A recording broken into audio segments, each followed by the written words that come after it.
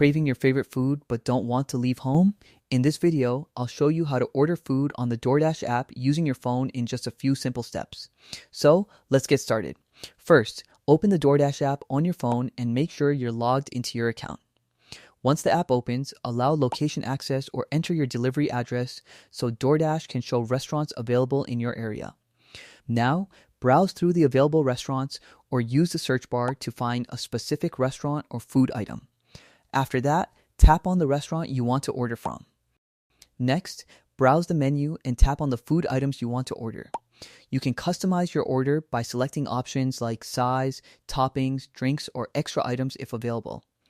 Once you've selected your items, tap on the Add to Order button.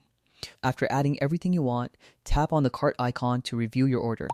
Now check your delivery address and estimated delivery time, then tap Go to Checkout. Next, select your payment method and enter the required details. You can also add delivery instructions for the driver if needed. Finally, tap on Place Order or Schedule Order to complete your purchase. And that's it. Your food order will be placed successfully, and you can track your delivery directly from the app. Thanks for watching.